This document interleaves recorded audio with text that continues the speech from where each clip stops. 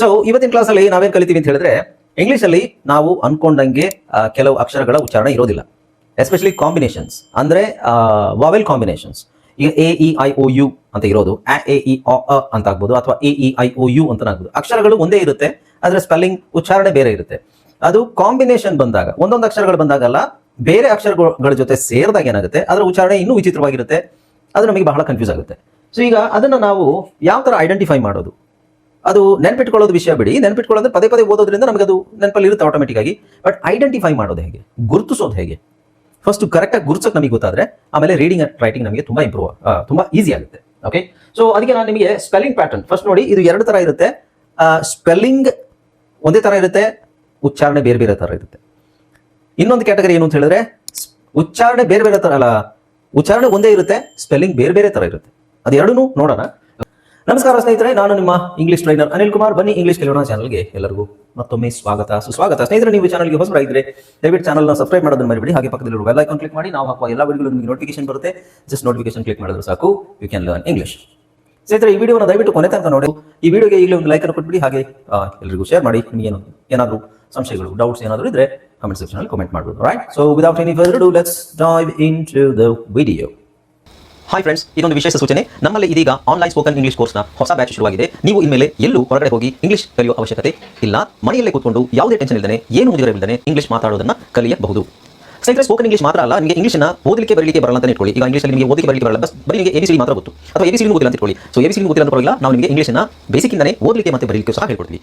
ಅದು ಅಲ್ಲದೆ ನಿಮಗೆ ಒಂದು ವೇಳೆ ಕನ್ನಡನೇ ಬರಲ್ಲ ಅಂತ ಇಟ್ಕೊಳ್ಳಿ, ಕನ್ನಡನೂ ಹೇಳ್ಕೊಟ್ಟು ಕನ್ನಡದಿಂದ ಇಂಗ್ಲಿಷ್ನ ಹೇಗೆ ಓದೋದು, ಕನ್ನಡನೂ ನಾವು ಹೇಳ್ಕೊಟ್ಟು ಅದರ ಮೂಲಕ ಇಂಗ್ಲಿಷ್ನ ಹೇಗೆ ಕಲಿಯೋದು ಅನ್ನೋದನ್ನ ನಾವು ಈ ಕೋರ್ಸಲ್ಲಿ ಇನ್ಕ್ಲೂಡ್ ಮಾಡಿದ್ದೀವಿ. ಸ್ನೇಹಿತರೆ, ಈ ಕೋರ್ಸನ್ನು ಚಿಕ್ಕ ಮಕ್ಕಳನ್ನು ಹೊರತುಪಡಿಸಿ ಬೇರೆ ಯಾರು ಬೇಕಾದ್ರೆ ಈ ಕೋರ್ಸ್ಗೆ ಜಾಯ್ನ್ ಆಗಬಹುದು. ನೀವು ಕೆಲಸ ಹೋಗೋರು ಇರ್ಬೋದು, ಮನೆಯಲ್ಲಿ ಇರ್ಬೋದು, ಅಥವಾ ನೀವು ಯಾವುದೋ ಒಂದು ಬಿಸ್ನೆಸ್ ಮಾಡ್ತಾ ಇರ್ಬೋದು. ಓಕೆ, ಸೊ ಯಾರು ಬೇಕಾದ್ರೂ ಈ ಕೋರ್ಸ್ನ ಜಾಯ್ನ್ ಆಗಬಹುದು. ಹಾಗಾದ್ರೆ ಸ್ನೇಹಿತರೆ, ತಡ ಯಾಕೆ, ಈ ಸ್ಪೋಕನ್ ಇಂಗ್ಲಿಷ್ ಕೋರ್ಸ್ ಮತ್ತು English basic reading and writing ಕೋರ್ಸ್ನ ಜಾಯ್ನ್ ಆಗಬೇಕು ಅಂತ ಆಸಕ್ತಿ ಇರೋರು ಈ ಕೂಡಲೇ ನಿಮ್ಮ ಫೋನ್ ತೆಗೆದುಕೊಳ್ಳಿ, ಹಾಗೂ ಇಲ್ಲಿ ಬರ್ತಿರುವಂತಹ ನಂಬರ್ಗೆ ಅಥವಾ ಕೆಳಗಡೆ ಬರ್ತಾ ಇರುವಂತಹ ನಂಬರ್ಗೆ ನೀವು ಕರೆ ಮಾಡತಕ್ಕದ್ದು, ಅಥವಾ ವಾಟ್ಸ್ಆ್ಯಪ್ನಲ್ಲಿ ಸಂಪರ್ಕಿಸಿ ನಿಮ್ಮ ಹೆಸರನ್ನು ರಿಜಿಸ್ಟರ್ ಮಾಡ್ಕೊಳ್ಳಿ. ಓಕೆ, ಸೊ ಈಗ ಇಲ್ಲಿ ಸೇಮ್ ಸ್ಪೆಲ್ಲಿಂಗ್ ನೋಡ್ಕೊಳ್ಳಿ ಕರೆಕ್ಟಾಗಿ. ಸೇಮ್ ಸ್ಪೆಲ್ಲಿಂಗ್, ಅಕ್ಷರಗಳು ಒಂದೇ, ಸೇಮ್ ಸ್ಪೆಲ್ಲಿಂಗ್, ಡಿಫ್ರೆಂಟ್ ಸೌಂಡ್ಸ್. ಅಂದರೆ ಇಲ್ಲಿ ನಾನು ನಿಮಗೆ ತಗೊಂಡಿರೋದು TIE. ಸೊ TIE ಇದೆಯಲ್ಲ, ಅದು ಸ್ಪೆಲ್ಲಿಂಗ್ ಅಂದರೆ ಸ್ಪೆಲ್ಲಿಂಗ್ ಕಾಂಬಿನೇಷನ್. ಸೊ TIE ಬಂದಾಗ ಎಲ್ಲ ಕಡೆ ಒಂದೇ ಥರ ಬರುತ್ತಾ? ಇಲ್ಲ. ಸೊ ಬೇಸಿಕಲಿ TIE ಬಂದಾಗ ಏನು ಬರುತ್ತೆ, ಫಸ್ಟು ಇದು ಯಾವ್ಯಾವ ಥರ ಬರುತ್ತೆ ಅಂತ ನೋಡೋಣ. ಫಸ್ಟು TIE ಫಸ್ಟ್ ಬಂದಾಗ ಟೈ ಅಂತ ಬರುತ್ತೆ. So basically tie. ಆಮೇಲೆ TIE ಬಂದಾಗ ಟಿ ಅಂತ ಬರ್ಬೋದು. ಓಕೆ, ಟಿ ಅಂತ ಬರ್ಬೋದು. TIE ಬಂದಾಗ ನಿಮಗೆ ಇಲ್ಲಿ ಎಸ್ ಹಾಕಿದಾಗ ಈ ಎಸ್ ಅನ್ನು ನಾವು ಝೆಡ್ ಸೌಂಡ್ ಮಾಡಬೇಕು, ವಿಚ್ ಇಸ್ ಅವಾಗ ಏನಾಗುತ್ತೆ, ಇದು ಎರಡು ಸೇರಿ ನಿಮಗೆ ಟೀಸ್ ಅಂತ ಆಗುತ್ತೆ. ಏನಂತ ಆಗುತ್ತೆ? ಟೀಸ್. ಸೊ ಫಸ್ಟ್ ನಿಮಗೆ TI ಬಂದಾಗ ಟೈ, ಸೆಕೆಂಡು ಟಿ, ಇನ್ನೊಂದು ಟೀಸ್. ಓಕೆ, ಸೊ ಅದು ಬಿಟ್ಟರೆ ನೆಕ್ಸ್ಟ್ ನೋಡಿ, ಈಗ TI ಬಂದಾಗ ಶ ಅಂತ ಬರೋ ಕಾಂಬಿನೇಷನ್ಸ್ ಇದೆ.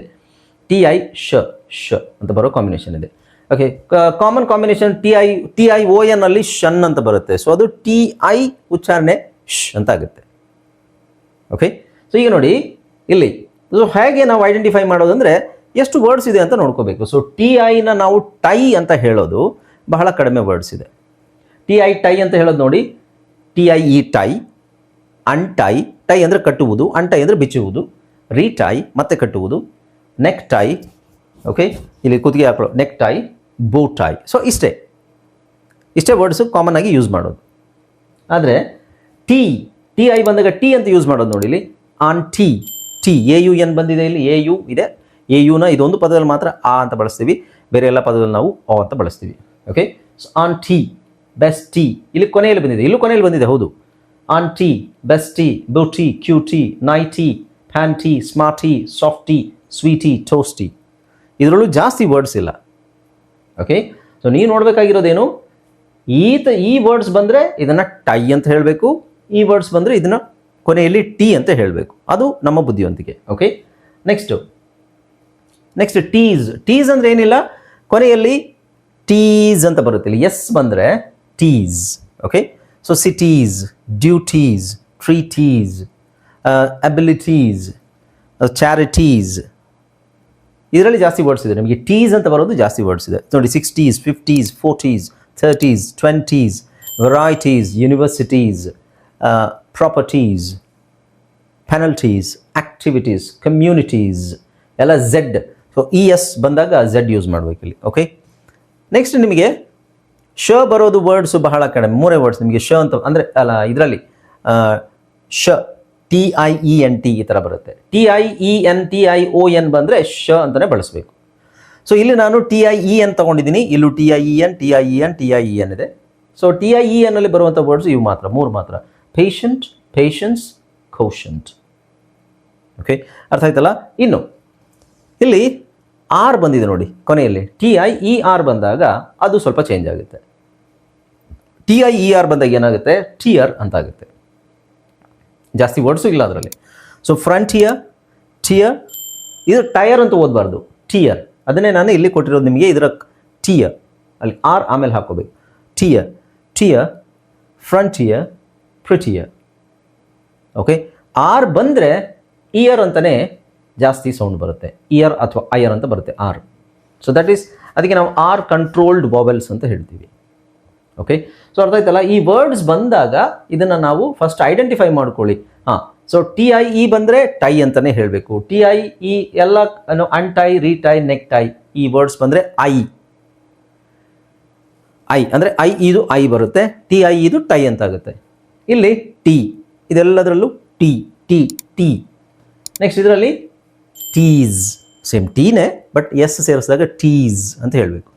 ಇದರಲ್ಲಿ ಶ ಬೇರೆ ಎಲ್ಲೆಲ್ಲಿ ಬರುತ್ತೆ, TION, ಅದರಲ್ಲಿ TIAL, TION ಬಂದಾಗ ಶ ಅಂತ ಬರುತ್ತೆ.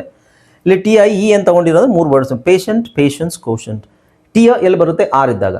ಕೊನೆಯಲ್ಲಿ ಆರ್ ಇದ್ದಾಗ ನಾವು TIE ಬಂದರೆ ಅದನ್ನು ಟಿಯರ್ ಅಂತ ಓದ್ತೀವಿ ಹೊರತು ಟಯರ್ ಅಂತ ಓದಲ್ಲ. ಓಕೆ, ಸೊ ಇವಿಷ್ಟು ವರ್ಡ್ಸು ನೀವು ಪ್ರಾಕ್ಟೀಸ್ ಮಾಡಿಕೊಂಡ್ರೆ ಇದೊಂದು ಕನ್ಫ್ಯೂಷನು ಕ್ಲಿಯರ್ ಆಗುತ್ತೆ. ಓಕೆ, ಸೊ ನೆಕ್ಸ್ಟು ನೋಡಿ, ಭಾಳ ವರ್ಡ್ಸ್ ಇದ್ದಾವೆ. So this is very common and very confusing, but simple ಆಗಿರೋದು ಇದು. ಇದೇನಿದು, same spelling, different sound patterns 2. So ಇದು ಇಲ್ಲಿ ಸೌಂಡ್ ನಾವು ಯಾವ್ದು ತೊಗೊಂಡಿರೋದು, ಸ್ಪೆಲ್ಲಿಂಗ್ ಯಾವ್ದು ತೊಗೊಂಡಿರೋದು, ERE. ಸೊ ERE ಬಂದಾಗ ಒಂದೇ ಥರ ಬರುತ್ತಾ? ಸೊ ERE ನಾವು ನೋಡಿ ಬೇಸಿಕ್ ಲೆವೆಲಲ್ಲಿ ERE.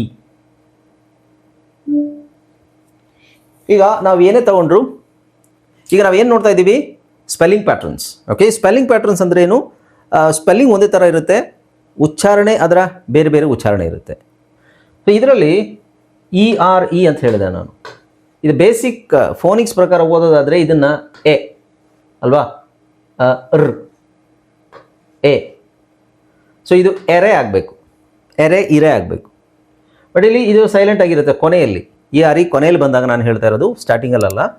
ಓಕೆ, ಸೊ ಇಲ್ಲಿ ಒಂದು ಕಡೆ ನಾವು ERE ಇಲ್ಲಿ ಕಾಣ್ತಾ ಇದೆ, ಇಲ್ಲೂ ERE ಕಾಣ್ತಾ ಇದೆ, ಇಲ್ಲೂ ERE, ಇದೊಂದು ಪದದಲ್ಲಿ ERE ಇದೆ.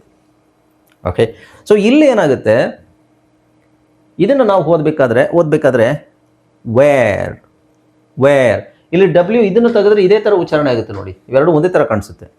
ಬಟ್ ಇಲ್ಲಿ ಉಚ್ಚಾರಣೆ ಚೇಂಜ್ ಇದೆ. ಇಲ್ಲಿ W ಹಾಕಿದ್ದೀವಿ, W ಹಾಕಿರೋದಕ್ಕೆ ನಾವು ಅದನ್ನು ವೇರ್ ಅಂತ ಹೇಳ್ತೀವಿ, ವೇಯರ್ ಅಲ್ಲ, ಅಥವಾ ಇನ್ನು ಬೇರೆ ಏನು ಹೇಳ್ಬಂದು, ವೇರ್ ಅಂದರೆ ಎಲ್ಲಿ, ವೇರ್ ಆರ್ ಯು ಗೋಯಿಂಗ್, ಎಲ್ಲಿಗೆ ಹೋಗ್ತಾ ಇದೆಯಾ, ಎಲ್ಲಿ, ದೇರ್ ಅಂದರೆ ಅಲ್ಲಿ, ದೇರ್. So there. ಸೊ ಇದರಲ್ಲಿ ಈ ದ ಬರ್ತಾ ಇರೋದು TH ಇಂದ, ವ ಬರ್ತಾ ಇರೋದು WH ಇಂದ, ಉಳಿದಿರೋ ಸೌಂಡ್ ಯಾವುದು, ERE, ಅದರದ್ದು ಏರ್. ಓಕೆ, ಸೊ ಅದೇ ಥರ ಇವೆರಡೇ ಪದ ಈ ಥರ ಏರ್ ಅಂತ ಬರೋದು, ಅದರದ್ದು ಈ ಪದದ್ದು ಎಕ್ಸ್ಟೆನ್ಷನ್ ಇದು. ಬೇರೆ ಎನಿವೇರ್, ಎಲ್ಸ್ವೇರ್, ಎವ್ರಿವೇರ್, ನೋವೇರ್, ಈ ಪದಗಳು ಬರ್ತವೆ ಇದರಲ್ಲಿ. ಓಕೆ,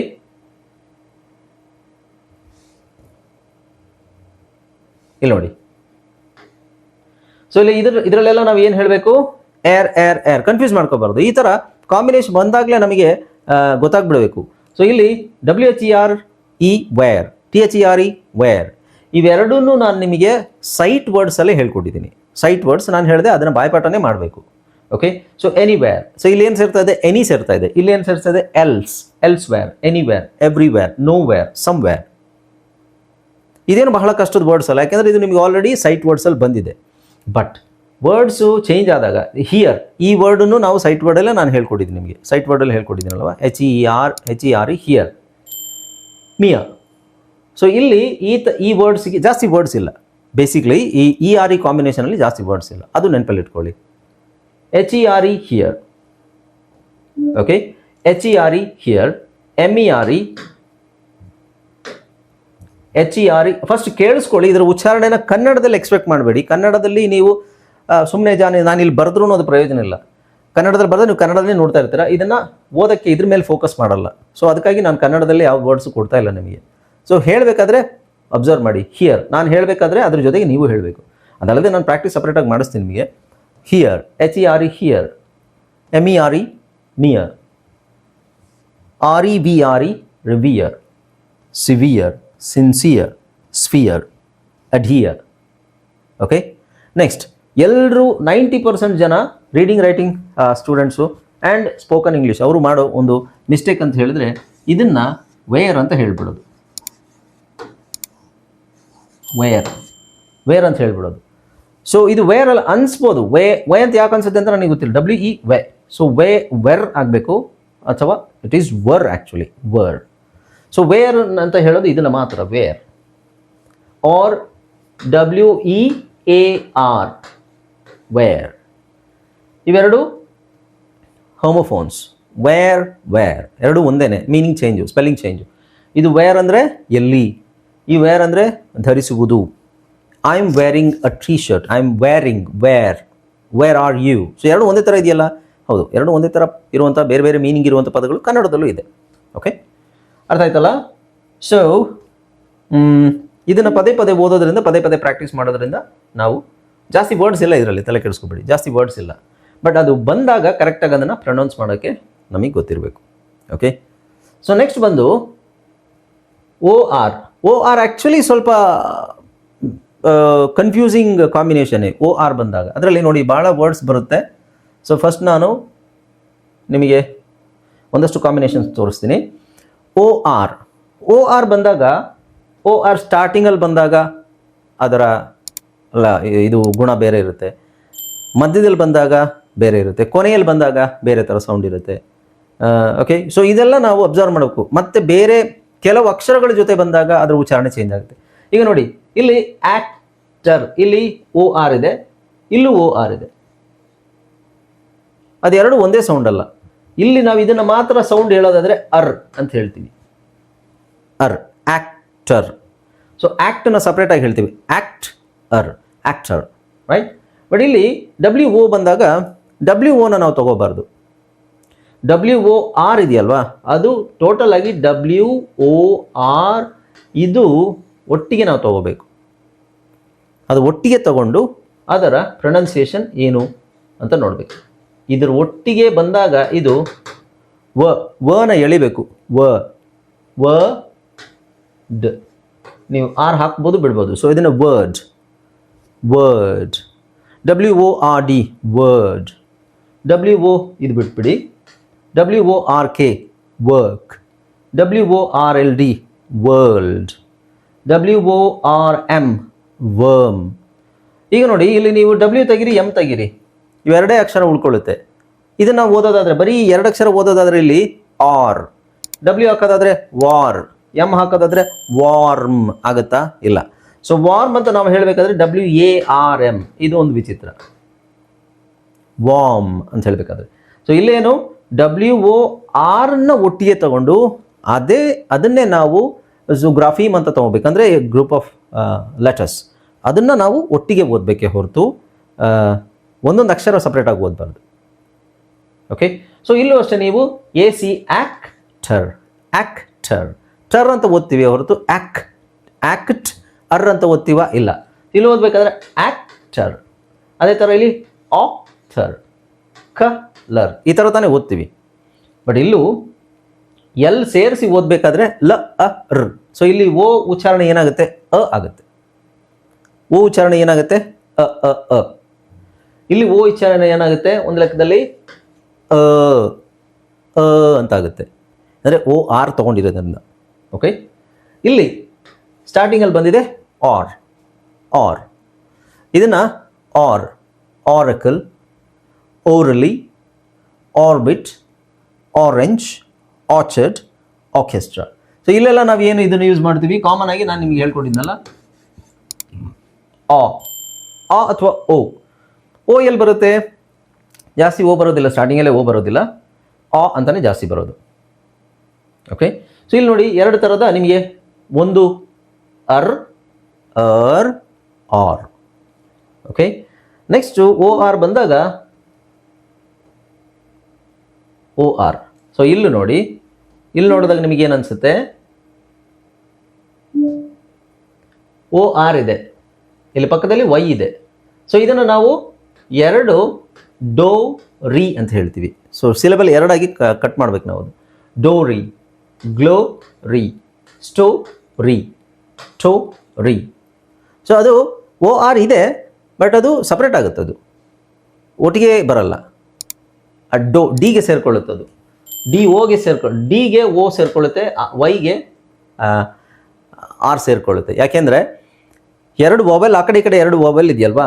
ಸೊ ಎರಡು ವೊವೆಲ್ ಇದ್ದಾಗ ಏನಾಗುತ್ತೆ, ಅದು ಒಂದು ವೊವೆಲ್ನ ನಾವು ಸಪೋರ್ಟ್ ಮಾಡೋಕ್ಕೆ ಒಂದು ಆರ್ ತಗೊಳ್ತೀವಿ. ಈಗ ಆ ರಿ, ಡೋರ್ ಇ, ಇದನ್ನು ಡೋರ್ ಇ ಅಂತ ಹೇಳೋದು ಅನುಕೂಲನಾ ಅಥವಾ ಡೋರಿ ಅಂತ ಹೇಳೋದು ಅನುಕೂಲನಾ? ಡೋರಿ ಅಂತ ಹೇಳೋದು ಅನುಕೂಲ ಅಲ್ವಾ? ಸೊ ಹಾಗಾಗಿ ಆ ಥರ ತಗೊಳ್ತೀವಿ. ಹಾಗಾದರೆ ಇಲ್ಲಿ ಓ ಆರ್ದು ಉಚ್ಚಾರಣೆ ಏನಾಗುತ್ತೆ? ಓರ್ ಆಗುತ್ತೆ. ಯಾಕೆ ಹೇಳಿ? ಇಲ್ಲಿ ವೈ ಇರೋದ್ರಿಂದ ಅದು ಓರ್ ಆಗುತ್ತೆ. ಅದೇ ಥರ ಇಲ್ಲೂ ಅಷ್ಟೇ ನೋಡಿ, ಇದು ಓರೇ ಆಗುತ್ತೆ. Or, adore, anymore, ashore, before, or. ಈಗ ಓ ಆರ್ ಅನ್ನೋ ಅಕ್ಷರಕ್ಕೆ ಎಷ್ಟು ಉಚ್ಚಾರಣೆ ಬಂತು? First er. ಯಾವುದು? Actor, tractor, doctor. Second WORD, word, world, worm. ಅಲ್ಲಿ ಓ ಆರ್ ಇದೆ. ನಾವು ಪದ ಹೇಳಬೇಕಾದ್ರೆ ನಿಮಗೆ ಗೊತ್ತಾಗಲ್ಲ ಯಾವ ಅಕ್ಷರ ಬರಿಬೇಕು ಅಂತ. ಇದು ಅಂತಿದೆಯಲ್ಲ, ಇದು ಯಾವ್ದು ಬರೆಯೋದು? UR ಬರೆಯೋದಾ, IR ಬರೆಯೋದಾ, ಅಥವಾ ER ಬರೆಯೋದಾ? ನಾನು ಇದನ್ನು ಹೇಳಿದ್ದೆ ನಿಮಗೆ. ಅಂತ ಸೌಂಡ್ ಬಂದರೆ ಅದಕ್ಕೆ ಸ್ಪೆಲ್ಲಿಂಗ್ ಪ್ಯಾಟರ್ನ್ಸ್ ಬೇರೆ ಬೇರೆ ಇದೆ ಅಲ್ವಾ? ಅದನ್ನು ಕ್ಲಾಸಲ್ಲಿ ಡಿಸ್ಕಸ್ ಮಾಡಿದ್ವಿ, ಬಟ್ ಇನ್ನೊಂದ್ಸಲ ಮಾಡೋಣ ಅದನ್ನು. ಓಕೆ, ಸೊ ಈಗ ಹೇಳಿದ್ನಲ್ಲ, ಇದೊಂದು ಫಸ್ಟ್ ಸೌಂಡು ಅರ್, ಆರ್. ಇದು ಓರ್, ಅರ್, ಆರ್, ಓರ್. ಆರ್ ಇರೋದ್ರಿಂದ ಓದು ಸೌಂಡು ಇಷ್ಟು ಡಿಫರೆನ್ಸ್ ಬರುತ್ತೆ. ಇದಕ್ಕೆ ನಾವು ಆರ್ ಕಂಟ್ರೋಲ್ಡ್ ವಾವೆಲ್ಸ್ ಅಂತ ಹೇಳ್ತೀವಿ. ಓಕೆ, ಆರ್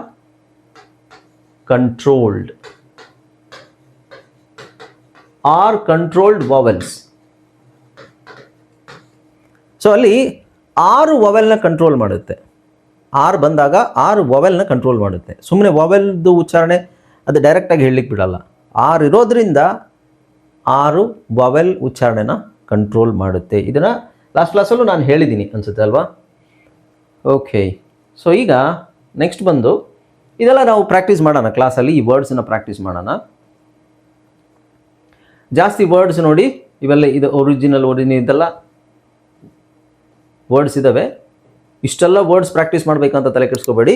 ಇಟ್ಸ್ ಜಸ್ಟ್ ನೀವು ಆ ವರ್ಡ್ಸನ್ನ ಪದೇ ಪದೇ ಓದ್ತಾ ಇದ್ರೆ ಸಾಕು, ಅದೇನು ನೆನ್ಪಿಟ್ಕೊಳ್ಳೋದೇನು ಬೇಡ. ಓಕೆ, ಸೊ ನೆಕ್ಸ್ಟ್ ಪ್ಯಾಟರ್ನ್ ಏನಿದೆ ನೋಡಿ, ಸೇಮ್ ಸ್ಪೆಲ್ಲಿಂಗ್. ನಾನು ಪದೇ ಪದೇ ಅದನ್ನೇ ಓದ್ತಿ ಹೇಳ್ತಾ ಇದ್ದೀನಿ. ಸೇಮ್ ಸ್ಪೆಲ್ಲಿಂಗ್ ಅಂದ್ರೆ ಏನು? ಕಾಗುಣಿತ ಅಂತ ಲೆಕ್ಕ ತಗೊಳ್ಳೋಣ. ಸ್ಪೆಲ್ಲಿಂಗ್ ಅಂದರೆ ಅಕ್ಷರಗಳು. Same spelling but different sounds. Same spelling ಅಂದರೆ AR. ನಿಮಗೆ ಎಲ್ಲ ಪದದಲ್ಲೂ AR ಬಂದಾಗ ಒಂದೇ ಥರ ಸೌಂಡ್ ಬರುತ್ತಾ? ಇಲ್ಲ. ಓಕೆ, ಸೊ ಇದು ನೋಡಿದಾಗ ನಿಮಗೆ ನೋಡಿ, ಇಲ್ಲಿ ಓಕೆ, ಸೊ ಇಲ್ಲಿ ನೋಡಿ, ನಾವು ಯಾವುದ್ರ ಬಗ್ಗೆ ಮಾತಾಡ್ತಿದ್ವಿ ಇನ್ನೊಂದ್ಸಲ ಹೇಳ್ತೀನಿ ನಾನು ನಿಮಗೆ. Same spelling, different sound. ಇಂಗ್ಲೀಷಲ್ಲಿ ಸ್ಪೆಲ್ಲಿಂಗ್ ಒಂದೇ ಥರ ಇರುತ್ತೆ ನೋಡೋಕ್ಕೆ, ಬೇರೆ ಬೇರೆ ಪದಗಳಲ್ಲಿ ಇರುತ್ತವೆ. ಆದರೆ ಒಂದೇ ಥರ ಇರೋ ಸ್ಪೆಲ್ಲಿಂಗ್ ಎಲ್ಲ ಕಡೆ ಒಂದೇ ಥರ ಬರೋದಿಲ್ಲ. ಅದು ಬೇಸಿಕ್ ಲೆವೆಲಲ್ಲಿ ಮಾತ್ರ ನಾವು ಎ ಬಂದಾಗ ಅಂತ ಹೇಳಬೇಕು ಅಂತ ಹೇಳಿರ್ತೀವಿ. ಹೋಗ್ತಾ ಹೋಗ್ತಾ ಪದಗಳಲ್ಲಿ ಈಗ ಆರ್ ಇದ್ದರೆ ಎ ವಾವೆಲ್ದು ಉಚ್ಚಾರಣೆ ಚೇಂಜ್ ಆಗುತ್ತೆ, ಏದು ಚೇಂಜ್ ಆಗುತ್ತೆ, ಈದು ಚೇಂಜ್ ಆಗುತ್ತೆ, IOU ಎಲ್ಲದು ಚೇಂಜ್ ಆಗುತ್ತೆ ಅಲ್ವಾ? ಸೊ ಈಗ ಇಲ್ಲಿ ಎ ಇದೆ, ಪಕ್ಕದಲ್ಲಿ ಆರ್ ಇದೆ. ಇದರ ಅರ್ಥ ಏನು? ಆರ್ ಇರೋದ್ರಿಂದ ಏದು ಉಚ್ಚಾರಣೆ ಚೇಂಜ್ ಆಗಬೇಕು, ಹೌದಾ ಅಲ್ವಾ? ಓಕೆ, ಸೊ ಇಲ್ಲಿ ಏನಾಗಿದೆ ನೋಡಿ,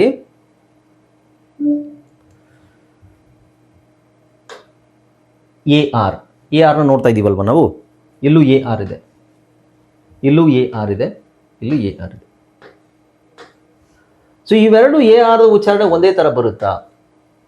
ಇವೆರಡದು ನೋಡಿ, ಇಲ್ಲಿ 3 ಅಕ್ಷರ ಇದೆ, 3 ತಗೊಳ್ಳೋಣ. T R A, G R A, sorry, T A R, G A R, D A R ಇಲ್ಲ. ಓಕೆ, ಈ 3 ಅಕ್ಷರಗಳದ್ದು ಉಚ್ಚಾರಣೆ ಒಂದೇ ಥರ ಬರುತ್ತಾ? ಇಲ್ಲಿ ನಾನು ಇದನ್ನು ಕನ್ನಡದಲ್ಲಿ ಬರೀಬೇಕಾದ್ರೆ ಆಲ್ಟರ್, ಕನ್ನಡದಲ್ಲಿ ಬರೀಬೇಕಾದ್ರೆ ಆಲ್ಟರ್. ಬಟ್ ಇಲ್ಲಿ ಟಾರ್ಗೆಟ್. ಓಕೆ, ಇದು ಟ ಇದೆ, ಇಲ್ಲಿ ಟಾ ಇದೆ, ಹೌದಾ? ಟಾ, ಆಲ್ಟರ್, ಟಾರ್ಗೆಟ್. ಅದೇ ಥರ ಇದು ಶುಗರ್, ಗ ಸಣ್ಣ ಗ ಇದೆ, ಗಾ ಇಲ್ಲ, ಶುಗರ್. ಇದು ಗಾರ್ಬೇಜ್.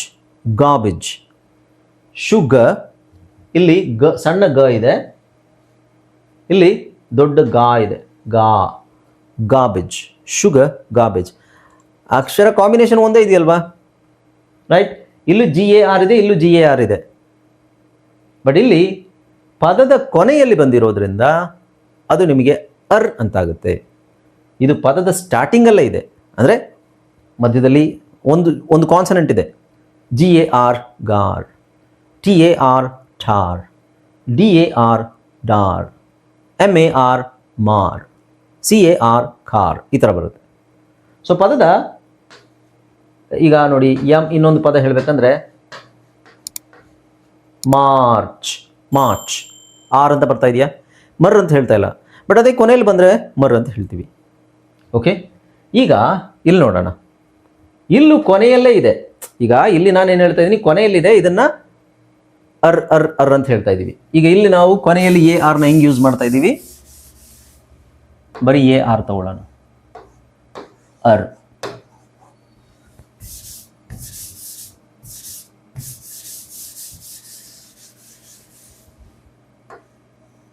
ಇದು ಸೇಮ್ ಇದೆ, ಆರ್. ಗೊತ್ತಾಗ್ತಿದೆಯಲ್ವಾ? ಆರ್. ಈಗ ನಾನು ಇಲ್ಲಿ ಹೇಳ್ತಾ ಇದ್ದೀನಿ, ಇಲ್ಲಿ ಕೊನೆಯಲ್ಲಿ ಬಂದಿರೋದ್ರಿಂದ ಅರ್ ಅಂತ ಹೇಳಬೇಕು ಅಂತ. ಆದರೆ ಕೆಲವು ಪದದಲ್ಲಿ ಕೊನೆಯಲ್ಲಿ ಬಂದ್ರೂ ಅದನ್ನು ಆರ್ ಅಂತಾನೆ ಹೇಳಬೇಕು. ಅದು ಯಾವ್ದು ಅಂತ ನೋಡಿ. ಈಗ ಇಲ್ಲಿ ನಾವು ಕಾರ್ ಅಂತ ಹೇಳ್ತೀವಿ, ಇದನ್ನು ಕಾರ್. ಇಲ್ಲಿ ಸಿ ಬಿಟ್ಬಿಡಿ, ಎ ಆರ್ ಏನಾಗುತ್ತೆ? ಎ ಆರ್ದು ಉಚ್ಚಾರಣೆ ಆರ್. ಇಲ್ಲಿ ಸ್ಟಾರ್ಟಿಂಗ್ ಅಲ್ಲಿದೆ, ಅಲ್ಲೂ ಆರ್. ಓಕೆ, ಸ್ಟಾರ್ಟಿಂಗಲ್ಲಿ ಬಂದರೂ ಆರ್ ಅಂತ ಹೇಳಬೇಕು, ಕೊನೆಯಲ್ಲಿ ಬಂದರೂ ಆರ್ ಅಂತ ಹೇಳಬೇಕು. ಹೇಗೆ? ಸೊ ಕೊನೆಯಲ್ಲಿ ಓಕೆ, ಒಂದು ಬ್ರೇಕ್ ತೊಗೊಳ್ಳೋಣ, ಬ್ರೇಕ್ ಆದಮೇಲೆ ಕಂಟಿನ್ಯೂ ಮಾಡೋಣ. ಆಲ್ರೈಟ್, ಗೊತ್ತಾಯ್ತಲ್ಲ? ಇಲ್ಲಿ ಈಗ ಇದ್ರ ಪ್ರಕಾರ ನೋಡಿದ್ರೆ ಇಲ್ಲಿ ನಾನೇನು ಹೇಳಿದೆ? ಕೊನೆಯಲ್ಲಿ ಬಂದಿದೆ ಅರ್ ಅಂತ ಹೇಳಿ, ಇಲ್ಲಿ ಸ್ಟಾರ್ಟಿಂಗಲ್ಲೇ ಬಂದಿದೆ ಆರ್ ಅಂತ ಹೇಳಿ ಅಂತ ಹೇಳಿದೆ. ಓಕೆ, ಬಟ್ ಇಲ್ಲಿ ಕೊನೆಯಲ್ಲೂ ಆರ್ ಅಂತ ಬಂದಿದೆ, ಸ್ಟಾರ್ಟಿಂಗಲ್ಲೂ ಆರ್ ಅಂತ ಬಂದಿದೆ. ಸೊ ಇದು ಹೆಂಗೆ ನಾವು ಐಡೆಂಟಿಫೈ ಮಾಡೋದೇನಿಲ್ಲ, ಜಾಸ್ತಿ ವರ್ಡ್ಸ್ ಇಲ್ಲ. ಕೊನೆಯಲ್ಲಿ ಕಾಮನ್ ಆಗಿ ನಿಮಗೆ ಕೊನೆಯಲ್ಲಿ ಬರುವಂಥದ್ದು, ಕೊನೆಯಲ್ಲಿ ನೀವು ಅರ್ ಅಂತ ಹೇಳುವಂಥದ್ದು, ಇದು ಕಾಮನ್ ಆಗಿ ನಿಮಗೆ 2 ಸಿಲಬಲ್ ಆಗಿರುತ್ತೆ. ಅಂದರೆ ದೊಡ್ಡ ಪದ ಒಂದಕ್ಕಿಂತ ಜಾಸ್ತಿ ಸಿಲಬಲ್ ಇರುತ್ತೆ ಅಲ್ಲಿ. Altar, sugar, beggar, cougar, vinegar, vulgar. So 2 syllable ಇರುತ್ತೆ ಅಲ್ಲಿ. ಇಲ್ಲಿ ಸಿಂಗಲ್ ಸಿಲಬಲ್ ಇರುತ್ತೆ ಕಾಮನ್ ಆಗಿ. ಎಕ್ಸೆಪ್ಷನ್ ಇರುತ್ತೆ ಇಲ್ಲಿ, ಕಾರ್ 3 ಅಕ್ಷರ, bar, star, cigar, radar, tar, ಈ ಥರ ಸಣ್ಣ ಸಣ್ಣ ಪದಗಳೇ ಜಾಸ್ತಿ ಇರುತ್ತೆ. ಸೊ ಇಲ್ಲಿ ನೋಡಿ, ಸಿಗಾರ್ ಮತ್ತು ರೈಡಾರ್ ಇದು ಎಕ್ಸೆಪ್ಷನ್. ಇಲ್ಲಿ 2 ಸಿಲಬಲ್, ಅದರಲ್ಲೂ 2 ಸಿಲಬಲ್ ಇದೆ. ಓಕೆ, ಸೊ ಇವು ಎಕ್ಸೆಪ್ಷನ್ ಇದು. ಇನ್ನು ಸ್ಟಾರ್ಟಿಂಗಲ್ಲಿ ಬರುವಂಥದ್ದು ಇಲ್ಲಿ ನೋಡಿ, tar, far, jar, war, afar, ಇವೆಲ್ಲ ಸಣ್ಣ ಸಣ್ಣ ಪದಗಳು. ಸೊ ಸೋನಾರ್ ಎಕ್ಸೆಪ್ಷನ್ ಇದು. Sonar, scar, guitar, seminar, far, spar, char. ಕೊನೆಯಲ್ಲಿ ನಿಮಗೆ ಆರ್ ಅಂತ ಬರುವಂಥ ಪದಗಳು ಇಷ್ಟೇ. ಕೊನೆಯಲ್ಲಿ ಆರ್ ಅಂತ ಬರುವಂಥದ್ದು. ಕೊನೆಯಲ್ಲಿ ಅರ್ ಅಂತ ಬರೋ ಪದಗಳು, ಕೊನೆಯಲ್ಲಿ ಅರ್ ಲಾಂಗ್ ಅಲ್ಲ ಅರ್ ಅಂತ ಬರೋ ಪದಗಳು ಜಾಸ್ತಿ ಇದೆ ನೋಡಿ. ಕೊನೆಯಲ್ಲಿ ಅರ್ ಅಂತ ಬರೋ ಪದಗಳು ಇನ್ನೊಂದು ನೆನ್ಪಿಟ್ಕೊಳ್ಳಿ, ಒಂದು LAR ಇರುತ್ತೆ, LAR ಇರುತ್ತೆ, ಇಲ್ಲಾಂದ್ರೆ LAR ವರ್ಡ್ಸೇ ಜಾಸ್ತಿ ಇರೋದು ನೋಡಿ, ಅಂದರೆ ಅರ್ ಅಂತ ಹೇಳೋದು. ನೋಡಿ DAR ಒಂದೇ ಎರಡು ಇರುತ್ತೆ ಅಷ್ಟೇ, GAR ಒಂದು, GAR 1 2 3 4 5, ಟಾರ್ ಒಂದೇ ಎರಡು ಇರ್ಬೇಕಷ್ಟೇ. ಸೊ LAR ಜಾಸ್ತಿ ಇರುತ್ತೆ. ಆ LAR ಬಂದಾಗ ನಾವು ಲಾರ್ ಅಂತ ಹೇಳಬಾರ್ದು, ಲರ್. ಓಕೆ, ಉದಾಹರಣೆಗೆ ಪೋಲಾರ್ ಅಲ್ಲ, ಸೋಲಾರ್. ಇದನ್ನು ಸೋಲಾರ್ ಅಂತ ಮಿಸ್ಪ್ರೊನೌನ್ಸ್ ಮಾಡ್ತಾರೆ. ಸೋಲಾರ್ ಅಲ್ಲ, solar. Polar, angular, ler. So LAR ಬಂದಾಗ ಲರ್ ಅಂತ ಹೇಳಬೇಕು. ಈ ವರ್ಡ್ಸನ್ನು ನಾವು ಬಾಯ್ಪಾಠ ಮಾಡಿಕೊಂಡ್ರೆ ಸಾಕು. ಅದನ್ನು ಕೊನೆಯಲ್ಲಿ ಆರ್ ಅಂತ ಯೂಸ್ ಮಾಡುವಂಥದ್ದು. ಇನ್ನು ಸ್ಟಾರ್ಟಿಂಗಲ್ಲೇ ಆರ್ ಅಂತ ಬರೋ ಪದಗಳು ಇದು ನೋಡಿ. AR ಸ್ಟಾರ್ಟಿಂಗಲ್ಲೇ ಸ್ಟಾರ್ಟ್ ಆಯಿತು ಅಂದರೆ AR, ARC arc, ARCH arch, archer, Arctic, army, art. So ಸ್ಟಾರ್ಟಿಂಗಲ್ಲೇ ನಿಮಗೆ AR ಬಂತು ಅಂತ ಹೇಳಿದ್ರೆ ಇಟ್ ಈಸ್ 95% ನಿಮಗೆ ಆರ್ ಅಂತಲೇ ಬರುತ್ತೆ. 95% ಆರ್ ಅಂತ ಬರುತ್ತೆ. ಇನ್ನು 5% ನಿಮಗೆ ಅರ್ ಅಂತ ಬರುತ್ತೆ. ಅದು ಹೆಂಗೆ? ಪಕ್ಕದಲ್ಲಿ ನಿಮಗೆ ವಾವೆಲ್ ಇದ್ರೆ, ಅಂದರೆ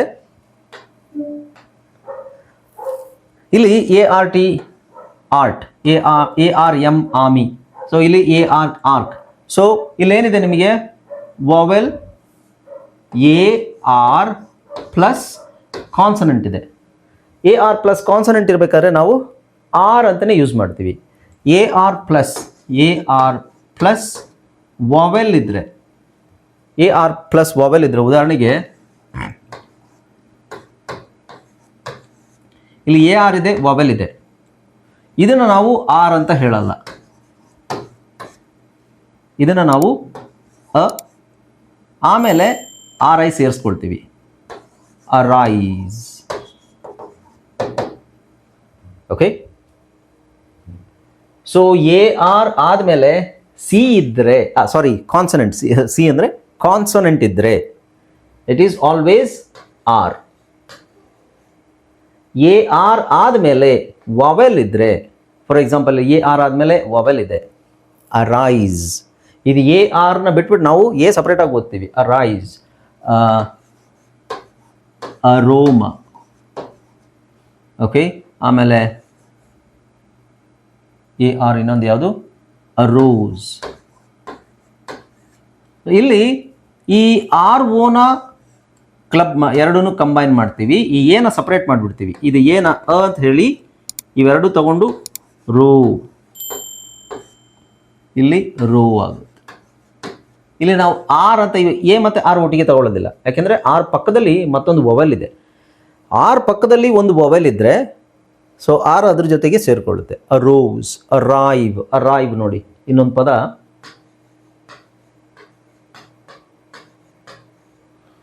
ಇಲ್ಲಿ AR ಇದೆ, ಇಲ್ಲೊಂದು ಆರ್ ಇದೆ, ಬಟ್ ಇದರಲ್ಲಿ ಒಂದು ಆರ್ ಸೈಲೆಂಟ್ ಆಗಿರುತ್ತೆ ಅಂತ ನಾನು ಹೇಳಿದೆ. ಎರಡು ಅಕ್ಷರಗಳು ಒಂದೇ ಥರ ಇರೋ ಅಕ್ಷರಗಳು ಬಂದರೆ ಒಂದು ಸೈಲೆಂಟ್ ಆಗಿದೆ. ಸೊ ಇದರಲ್ಲಿ ಒಂದು ಸೈಲೆಂಟ್ ಆಗಿದೆ ಅಂತ ಅಂದ್ಕೊಳ್ಳಿ. ಅವಾಗ ಇಲ್ಲಿ ಪಕ್ಕದಲ್ಲಿ ಆರ್ ಆದಮೇಲೆ ಐ ಇದೆಯಲ್ವಾ, CER ಏನು ಮಾಡುತ್ತೆ, ಐ ಜೊತೆ ಸೇರ್ಕೊಂಡ್ಬಿಡುತ್ತೆ. ಇದು ಎ ಬಂದು ಒಂಟಿಯಾಗಿಬಿಡುತ್ತೆ. ಹಾಗಾಗಿ ಆರ್ ಆಗಲ್ಲ. ಆರ್ ಮತ್ತು ಎ ಮತ್ತು ಆರ್ ಒಟ್ಟಿಗೆ ಇದ್ದಾಗ ಮಾತ್ರ ಅದು ಆರ್ ಅಂತ ಸೌಂಡ್ ಆಗುತ್ತೆ. ಎಲ್ಲಿ? ಸ್ಟಾರ್ಟಿಂಗಲ್ಲಿ. ಕೊನೆಯಲ್ಲಿ ಸೌಂಡ್ ಆಗುತ್ತೆ ಒಂದಷ್ಟು ವರ್ಡ್ಸಲ್ಲಿ. ಕೊನೆಯಲ್ಲಿ AR ಬಂದಾಗ ಅರ್ ಅಂತ ಬರೋದು ಎಲ್ಲಿ? ಬಹಳ ವರ್ಡ್ಸಲ್ಲಿ. ಅದು LAR ಅಲ್ಲಿ ಕೊನೆಯಾಗುವಂಥ ವರ್ಡ್ಸಲ್ಲಿ ಜಾಸ್ತಿ ಬರುತ್ತೆ. ಇನ್ನು ಜಾಸ್ತಿ ಬೇರೆ TAR ಭಾಳ ಕಡಿಮೆ ವರ್ಡ್ಸು, 1-2 ಇರುತ್ತೆ ಅಷ್ಟೇ, ಆ ಥರ. ಓಕೆ, ಸೊ ಇದೆಲ್ಲ ಕನ್ಸಿಡರ್ ಮಾಡ್ಕೋಬೇಕು. ಇದೆಲ್ಲ ನೀವು ಸ್ಟಡಿ ಮಾಡಿದಾಗ ಏನಾಗುತ್ತೆ, ಮತ್ತು ಓದಬೇಕಾದ್ರೆ ಅದು ನಿಮಗೆ ಸಪೋರ್ಟ್ ಆಗುತ್ತೆ, ಹೆಲ್ಪ್ ಆಗುತ್ತೆ. ಓಕೆ, ಓದಬೇಕಾದ್ರೆ ಡೌಟ್ ಬಂದಾಗ ನಿಮಗೆ ಈ ಥರ ಪ್ಯಾಟ್ರನ್ ಇದೆ ಅಂತ. ಇಲ್ಲಾಂದರೆ ಓದಬೇಕಾದ್ರೆ ಏನು ಗೊತ್ತಿಲ್ಲ ಅಂದರೆ ಏನಾಗುತ್ತೆ, ಇದ್ಯಾಕೆ ಹಿಂಗೆ, ಇದ್ಯಾಕೆ ಹಾಗೆ, ಅದರಲ್ಲೇ ತಲೆ ಕೆಡಿಸ್ಕೊಂಡು ಮತ್ತೆ ನಿಮ್ಮ ಟೈಮ್ ವೇಸ್ಟ್ ಮಾಡ್ಕೋತೀರ. ಗೊತ್ತಿದ್ದರೆ ಹೌದು, ಓಕೆ ಮುಂದಕ್ಕೆ ಹೋಗೋಣ, ಇದನ್ನು ಪ್ರಾಕ್ಟೀಸ್ ಮಾಡೋಣ, ಆ ಒಂದು ಕಾನ್ಫಿಡೆನ್ಸು ಬೆಳೀತಾ ಹೋಗುತ್ತೆ. Okay, right. ಇನ್ಯಾವುದೋ ಹೇಳಬೇಕು ಅಂತಿದ್ದೆ ನಾನು. ನೆಕ್ಸ್ಟು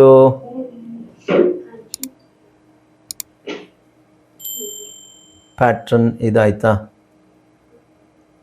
ಹಾಂ, ಮ್ಯೂಟ್ ಮಾಡ್ಕೊಳ್ಳಿ ಯಶೋಧ, ಮ್ಯೂಟ್ ಮಾಡ್ಕೊಳ್ಳಿ.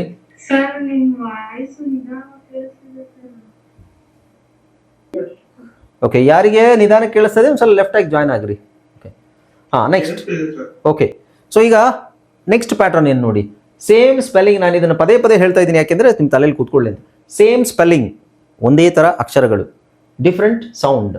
ಒಂದೇ ಥರ ಅಕ್ಷರ ಇಲ್ಲಿ ವೈ ಒಂದೇ ಅಕ್ಷರ, ಒಂದು ಅಕ್ಷರ ಅಲ್ಲಿ ಇಲ್ಲಿ ಅಲೆದಾಡಬೇಕಾದ್ರೆ ಅದು ಏನಾಗುತ್ತೆ, ಅದರ ಸೌಂಡ್ ಚೇಂಜ್ ಆಗುತ್ತೆ. ಒಂದ್ಸಲ ಐ ಅಂತ ಹೇಳಬೇಕು, ಒಂದ್ಸಲ ಇ ಅಂತ ಹೇಳಬೇಕು, ಅದು ಕನ್ಫ್ಯೂಸ್ ಆಗುತ್ತೆ. ಐ ಎಲ್ಲಿ ಹೇಳಬೇಕು, ಇ ಎಲ್ಲಿ ಹೇಳಬೇಕು ಅಂತ ಗೊತ್ತಾಗಲ್ಲ. ಯೂಶ್ವಲಿ ಎಲ್ಲ ಅಕ್ಷರಗಳ ಜೊತೆ ಇಲ್ಲಿ ನೋಡಿ, ಬಿ ಐ ಕೊನೆಯಲ್ಲಿ ಬಂದರೆ, ಅಂದರೆ ಬಿ ಐ ಬಿಟ್ಟು ಬಿ ಐ ಬರೀ ಬಿ ಐ ಅಂತಿದ್ರೆ ಬೈ ಅಂತ ಹೇಳಬೇಕು. ಬಿ ಐಲಿ ಬಿ, ಹಾ ಬಿ, ಸ್ಪೈ ಸಿ. ಇಲ್ಲಿ ಸಿ ಐ ಕೊನೆಯಲ್ಲಿ ಬಂದಾಗ ಸಿನೇ ಬರುತ್ತೆ. ಸಿ ಐ ಕೊನೆಯಲ್ಲಿ ಬಂದಾಗ ಸಿನೇ ಬರುತ್ತೆ. ಸಿ ಐ ಸ್ಟಾರ್ಟಿಂಗಲ್ಲಿ ಬಂದಾಗ ಸೈ ಅಂತ ಬರ್ಬೋದು, ಮಧ್ಯದಲ್ಲಿ ಬಂದಾಗ ಸೈ ಅಂತ, ಅದು ಆಮೇಲೆ ಹೇಳ್ತೀನಿ. ಈಗ ಸಿ ಐ ಅಲ್ಲ, ಸಾರಿ, ಸಿ ವೈ ಕೊನೆಯಲ್ಲಿ ಬಂದಾಗ ಸೈ, sorry C, spicy, D Y D, E Y E, F Y E. ಒಟ್ಟು ಇದರ ಅರ್ಥ ಏನು, ವೈ ಅನ್ನೋ ಅಕ್ಷರ ಯಾವುದೇ ಕಾನ್ಸನೆಂಟ್ ಜೊತೆ ಕೊನೆಯಲ್ಲಿ ಬಂದಾಗ ಅದು it is always E, always ಅಂದರೆ ಆಲ್ಮೋಸ್ಟ್ ಇ ಅಂತ ಹೇಳಬೇಕು. ಬಟ್ ಈ ಅಲ್ಲದೇ ಐ ಅಂತ ಬರೋ ವರ್ಡ್ಸ್ ಯಾವುದು, ಅದನ್ನು ನಾವು ನೆನ್ಪಿಟ್ಕೊಂಡ್ರೆ ಸಾಕು. ಉಳಿದಿರೋದು ಎಲ್ಲದು ಈನೇ. ಐ ಅಂತ ಬರೋದು ಯಾವುದು, ಆ ವರ್ಡ್ಸ್ ಮಾತ್ರ ಫೋಕಸ್ ಮಾಡಿದ್ರೆ ನಿಮಗೆ ಕನ್ಫ್ಯೂಷನ್ ಕಡಿಮೆ ಆಗುತ್ತೆ. ಓಕೆ, ಸೊ ನಾನು ಹೇಳ್ತಾ ಇದ್ದೀನಿ, ಈನೇ ಬರುತ್ತೆ, ಆಲ್ಮೋಸ್ಟ್ ಎಲ್ಲ ಪದಗಳಲ್ಲೂ ಈ ಬರುತ್ತೆ. ಸೊ ಈ ಬಗ್ಗೆ ತಲೆ ಕೆಡಿಸ್ಕೊಳ್ಳೋದು ಬೇಡ. ಬೇರೆ ಐ ಅಂತ ಎಲ್ಲಿ ಬರುತ್ತೆ, ವೈ ಅನ್ನೋ ಅಕ್ಷರ ಕೊನೆಯಲ್ಲಿ ಬಂದಾಗ ಐ ಅಂತ ನಾವು ಯಾವ್ಯಾವ ಪದಗಳಲ್ಲಿ ಉಚ್ಚಾರಣೆ ಮಾಡಬೇಕು ನೋಡಿ. ಇಲ್ಲಿ ವೈ ಅಂತ ಬಂದಾಗ ಐನ ನಾವು ಎಲ್ಲಿ ಉಚ್ಚಾರಣೆ ಮಾಡಬೇಕು ಅಂತ ಹೇಳಿದ್ರೆ, ಐ ಎಫ್ ವೈ. ಓಕೆ, ಯಾವುದಾದ್ರೂ ಪದದಲ್ಲಿ ನಿಮಗೆ ಐ ಎಫ್ ವೈ ಇದ್ದಾಗ ಇದು ಈ ವೈ ಏನಿದೆ ಐ ಅಂತಾಗುತ್ತೆ. ಓಕೆ, ಸೊ ಇದು ಟೋಟಲ್ ಆಗಿ ನಾವು ಇದು ನಿಮಗೆ ನೆನಪು, I F Y ify, ಯಾವುದೇ ಪದದಲ್ಲಿ ಬಂದಾಗ ಇಫ್ ಐ. ಸೊ ಇದನ್ನ ಈ ಕಾಂಬಿನೇಷನ್ ನೆನಪಿಟ್ಕೊಳ್ಳಿ, ify, ify F Y ify. ಉದಾಹರಣೆಗೆ amplify, amplify, certify, ify, certify, clarify, classify. ಇದನ್ನು ನಾವು ಫಿ ಅಂತ ಹೇಳಲ್ಲ. ಇಂಗ್ಲೀಷಲ್ಲಿ ನಿಮಗೆ ಫಿ ಅಂತ ಕೊನೆಯಲ್ಲಿ ಬರಬೇಕಾದ್ರೆ ಡಬಲ್ ಎಫ್ ಬರಬೇಕು. ಪಫಿ, PUFFY, ಪಫಿ. ಇದು ಈ ಬರಬೇಕಾದ್ರೆ ನಿಮ್ಮ ಪಕ್ಕದಲ್ಲಿ ಇನ್ನೊಂದು ಎಫ್ ಬರಬೇಕು. ಇನ್ನೊಂದು ಎಫ್ ಬಂದರೆ ಮಾತ್ರ ಅದನ್ನು ನಾವು ಫಿ ಅಂತ ಹೇಳ್ತೀವಿ. ಸಿಂಗಲ್ ಎಫ್ ಇದ್ದರೆ, ಬೇಸಿಕಲಿ IFY ಇದ್ದರೆ, ಇಟ್ ಈಸ್ ಆಲ್ವೇಸ್ 100% ನಿಮಗೆ ಇಫೈ ಆಗುತ್ತೆ ಹೊರತು ಇಫಿ ಆಗೋಕ್ಕೆ ಚಾನ್ಸೇ ಇಲ್ಲ. ಓಕೆ, ಸೊ ಡಿಫೈ ನೋಡಿ, ಇಲ್ಲಿ ಒಂದಷ್ಟು ವರ್ಡ್ಸ್ ನಾನು ತೋರಿಸ್ತೀನಿ ನಿಮಗೆ, ಜಾಸ್ತಿ ಇಲ್ಲ ವರ್ಡ್ಸು, ತಲೆ ಕೆಡಿಸ್ಕೋಬೇಡಿ. ನೋಡಿ, defy, diversify, edify, glorify, identify, intensify, justify, modify, notify, purify, qualify, quantify, rectify, satisfy, signify, simplify, specify. Okay, testify, unify, ಇಷ್ಟೇ ಇರೋದು. ಗೊತ್ತಾಗ್ಬಿಡುತ್ತೆ ನಮಗೆ, ಫೈ ಅಂತ ಬಂದಾಗಲೇ ಗೊತ್ತಾಗ್ಬಿಡುತ್ತೆ. ಓಕೆ, ಸೊ ಆಮೇಲೆ ನೀವು ಪ್ರಾಕ್ಟೀಸ್ ಹೆಂಗೂ ಮಾಡಿರ್ತೀರಾ, ಐ ಬರಿಬೇಕಾದ್ರೆ ಹೆಂಗೆ ಗೊತ್ತಾಗುತ್ತೆ ನಮಗೆ ಐ ಅಂತ ಬರಿಬೇಕು, ಐ ಅಂತ ಬರಿಬಾರ್ದು ಅಂತ ನೀವು ಪ್ರಾಕ್ಟೀಸ್ ಮಾಡಿ ಈ ವರ್ಡ್ಸನ್ನು ನೀವು ಒಂದು 3-4 ಸಲ ಓದ್ಬಿಟ್ರೆ ಗೊತ್ತಾಗ್ಬಿಡುತ್ತೆ ವೈಯೇ ಬರಿಬೇಕು ಅಂತ. ಇಂಗ್ಲೀಷಲ್ಲಿ ಐ ಅಂತ ಬಂದಾಗ ಐನ ಬರೆಯೋ ಹಾಗಿಲ್ಲ, ಐ ಬದಲು ನಾವು ವೈ ಹಾಕಬೇಕು. ದಟ್ ಈಸ್ ಅ ರೂಲ್ ಅಲ್ವಾ. ಇನ್ನು ಬೇರೆ ಕಾಂಬಿನೇಷನ್ ಯಾವ್ದು ಬರುತ್ತೆ, ನಾನು ಒಂದು ಇಫ್ ಐ ಅಂತ ಹೇಳಿದೆ, IFY ಬಂದರೆ ಇಟ್ ಈಸ್ 100%, IFY ಬಂದರೆ 100%. ಬಟ್ ಬೇರೆ ಯಾವುದಾದ್ರು ಕಾಂಬಿನೇಷನ್ ಬರುತ್ತೆ ನೋಡಿ. ಇಲ್ಲಿ DRY, ಡ್ರೈ, ಇದನ್ನು ಡ್ರೀ ಅಂತ ಹೇಳಲ್ಲ, dry, fry, try, cry, sky. Okay, so ಈ ವರ್ಡ್ಸ್ ಎಲ್ಲ ಸಿಂಪಲ್ ಆಗಿ ನೆನ್ಪಿಟ್ಕೋಬೋದು. Next shy, fly, spy, deny. NY ಬಂದಾಗ ಒಂದೇ ವರ್ಡಲ್ಲಿ ನಿಮಗೆ NY ಬಂದಾಗ ಐ ಅಂತ ಬರೋದು ಒಂದೇ word, which is deny, defy ಆ ಥರ ಬರುತ್ತೆ. MY ಬಂದಾಗಲೂ ಒಂದೇ ಬರೋದು, ಮೈ. ಇಲ್ಲಿ ಬೇರೆ ಯಾವ ಅಕ್ಷರ ಸೇರಿದ್ರು ಮೀ ಆಗಿಬಿಡುತ್ತೆ ಅದು. MY ಮೈ, BIY ಅಲ್ಲ, BY ಬೈ, PLY ಪ್ಲೈ. ಹಾಂ, ಸೊ ಇದು ಒಂದು ಪ್ಯಾಟರ್ನ್ ನಿಮಗೆ.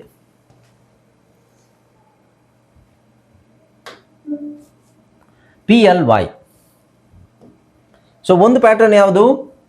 IFY, if I, ಒಂದು ಪ್ಯಾಟರ್ನ್ if I, ಇನ್ನೊಂದು PLY, ಪ್ಲೈ. ಇದು ನಿಮಗೆ ಪ್ಲೀ ಆಗೋದು ಕೆಲವು ಪದಗಳಲ್ಲಿ ಮಾತ್ರ, ಜಾಸ್ತಿ ವರ್ಡ್ಸಲ್ಲಿಲ್ಲ. ಸೊ ಇಲ್ಲಿ ನೋಡಿ, apply, comply, imply, multiply, reply, supply, occupy. ಇಲ್ಲಿ ಪಿ ಇಲ್ಲ, ಬಟ್ ಬರೀ ಪಿ ಇದೆ. ಆಕ್ಯುಪೈ, ಬಟರ್ಫ್ಲೈ, FLY, ಫ್ಲೈ ಅಂದರೆ ಫ್ಲೈ ಅನ್ನೋದು ಬಟರ್ ಹಾಕಿದ್ದೀವಿ ಅಷ್ಟೇ. ಇದು ಫ್ಲೈಗೆ ಫೈರ್ ಹಾಕಿದ್ದೀವಿ. ಓಕೆ. ಸೊ ಇನ್ನು PLY ಬಂದಾಗ ನಿಮಗೆ ಕೆಲವು ವರ್ಡ್ಸ್ ಮಾತ್ರ. ಇಲ್ಲಿ ನೋಡಿ, ಡೀಪ್ಲಿ, ಇಲ್ಲಿ PLY ಇದೆ, ಬಟ್ ಇಲ್ಲಿ ಪ್ಲೈ ಅಲ್ಲ. Plea, deeply, simply, cheaply, sharply, steeply. ಆಮೇಲೆ ಕ್ರಿಸ್ಪ್ಲಿ, ಲಿಂಪ್ಲಿ, ಬ್ರೀಫ್ಲಿ. ಇದು ನೋಡಿ, ಗಮನಿಸಿ.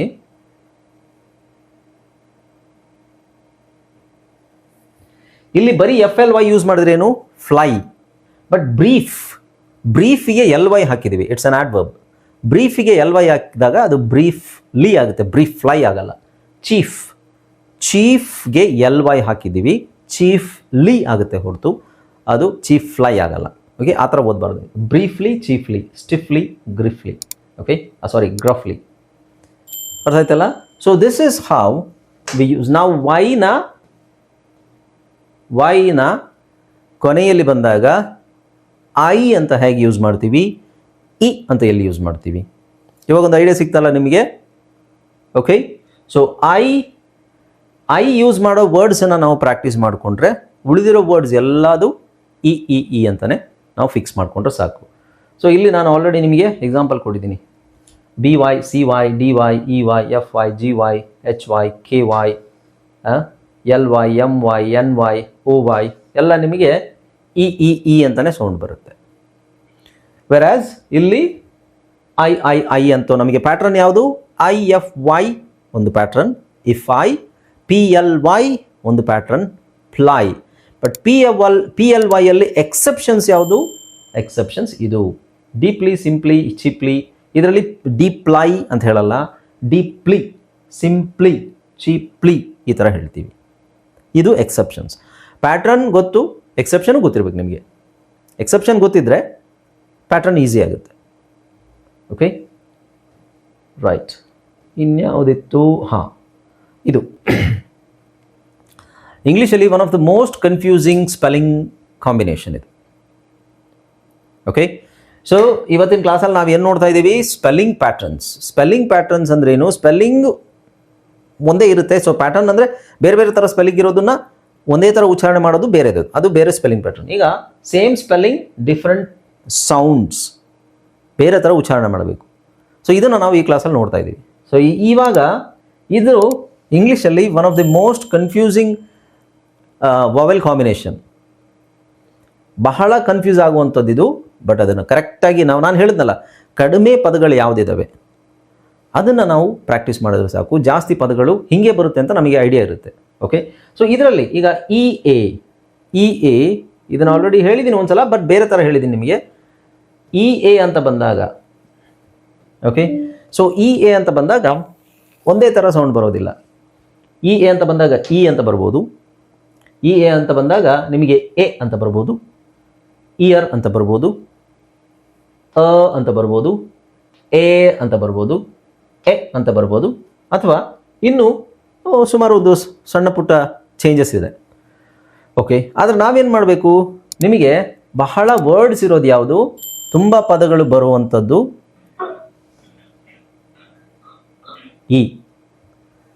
ಇ ಎ ಬಂದಾಗ ಇ ಅಂತ ಬರೋ ಪದಗಳು ಸುಮಾರಿದ್ದಾವೆ. ನಾನಿಲ್ಲಿ ಇದರಲ್ಲೇ ನಿಮಗೆ ತೋರಿಸ್ತೀನಿ ನೋಡಿ. ಇ ಎ ಬಂದಾಗ ಸ್ವಲ್ಪ ಪದಗಳು ಬರೋದು ಎ ಸೌಂಡಲ್ಲಿ ಬರುವಂಥ ಪದಗಳು ಒಂದಷ್ಟಿದ್ದಾವೆ. ಇಯರ್ ಅಂತ ಬರೋದು ಸ್ವಲ್ಪ ಕಡಿಮೆ ಇದೆ, ಇದಕ್ಕಿಂತ ಇದು ಕಡಿಮೆ ಇದೆ. ಅಂತ ಬರೋದು ಇದಕ್ಕಿಂತ ಇದು ಕಡಿಮೆ ಇದೆ. ಓಕೆ. ಸ್ವಲ್ಪ ಆ ಕಡೆ ಈ ಕಡೆ ಹೆಚ್ಚು ಕಡಿಮೆ ಇರ್ಬೋದು. ಏರ್ ಅಂತ ಬರೋದು ಇದಕ್ಕಿಂತ ಇದು ಕಡಿಮೆ ಇದೆ ನೋಡಿ. ಇದಿಷ್ಟೇ ಇರೋದು, ಇದಿಷ್ಟಿದೆ. ಓಕೆ, ಸೊ ಇದಿಷ್ಟೇ ಇರೋದು, ಇದಕ್ಕಿಂತ ಜಾಸ್ತಿ ಇದೆ ಅಲ್ವಾ. ಈಗ ನೋಡಿ, ಇದಿಷ್ಟೇ ಇರೋದು, ಇದಕ್ಕಿಂತ ಜಾಸ್ತಿ ಇದೆ. ಅಂದರೆ ಎ, ಇಯರ್ ಎ. ಇಲ್ಲಿ ಇ ಅಂತಿದೆ, ಇ ಅಂತ ಹೇಳ್ತೀವಿ ನಾವು, ಇ. ಅದು ಇದಕ್ಕಿಂತ ಇದು ಜಾಸ್ತಿ ಇದೆ ತಾನೆ. ಇದರ ಅರ್ಥ ಏನು? ಈ ಜಾಸ್ತಿ ಏನಿದೆ ಇದನ್ನು ಬಿಟ್ಬಿಡೋಣ, ಇದು ತಲೆ ಕೆಡಿಸ್ಕೊಳ್ಳೋದು ಬೇಡ. ಜಾಸ್ತಿ ಬರೋದು ಯಾವಾಗಲೂ ಇ ಅಂತಲೇ ಇರುತ್ತೆ. ನಾವು ಫೋಕಸ್ ಮಾಡಬೇಕಾಗಿರೋದು ಕಡಿಮೆ ಇರೋ ವರ್ಡ್ಸು. ಇದರಲ್ಲಿ ಏನು ಸೌಂಡ್ ಬರುತ್ತೆ? ಎ.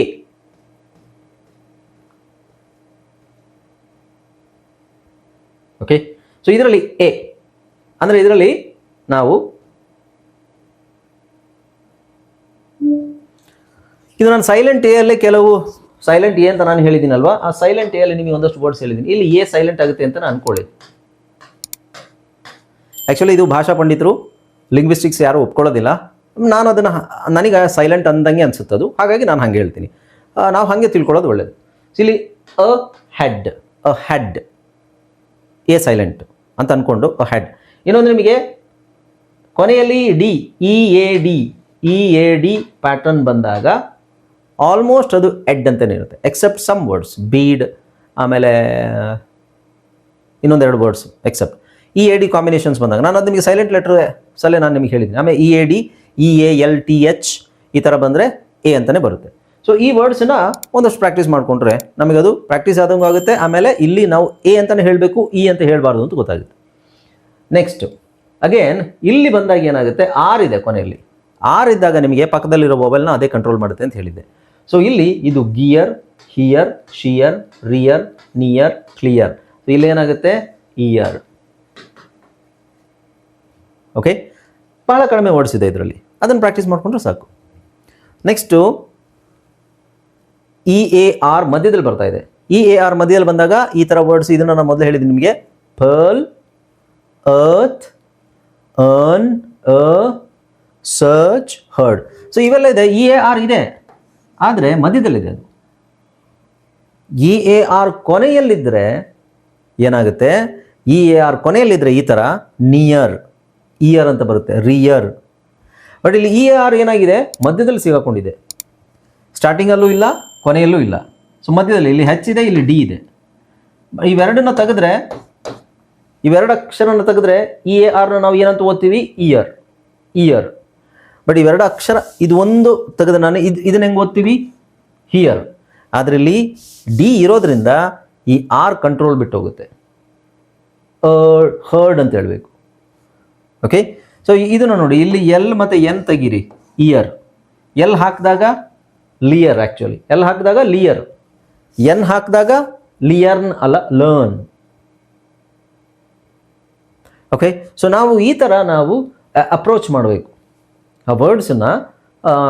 ಯಾವ ವರ್ಡ್ಸಲ್ಲಿ ಏನು ಪ್ಯಾಟರ್ನ್ ಇದೆ, ಎಲ್ಲಿ ಬಂದಾಗ ಅದು ಬೇರೆ ಥರ ಸೌಂಡು ಆಗುತ್ತೆ ಅನ್ನೋದು ನೋಡಬೇಕು.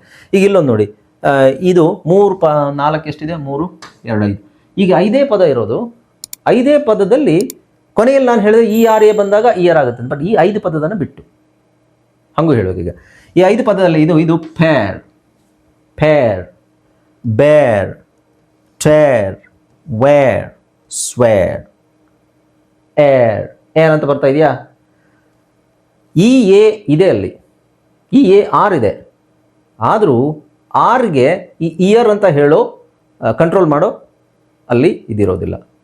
ಈ 5 ಪದದಲ್ಲಿ ನಾವು ಏರ್ ಅಂತ ಹೇಳ್ತೀವಿ. ಬೇರ್, ಫೇರ್, ಟೇರ್, ವೇರ್, ಸ್ವೇರ್. ಹಾಗಾದರೆ ನೀವು ಕೇಳ್ಬೋದು, ಸರ್ ಹಾಗಾದರೆ ಏರ್ ಅಂತ ಬಂದರೆ EARA ಬರಿಬೇಕಾ? ಇಲ್ಲ, ಅದು ಪಾಠನೇ ಬೇರೆ. ಏರ್ ಅಂತ ಬಂದರೆ EAR ಬರಿಬೋದು, ಅಥವಾ AIR ಬರಿಬೋದು, ಅಥವಾ ARE ಬರಿಬೋದು. ಅದು ನೆಕ್ಸ್ಟ್ ಕ್ಲಾಸಲ್ಲಿ ನಾನು ಹೇಳ್ಕೊಡ್ತೀನಿ ನಿಮಗೆ.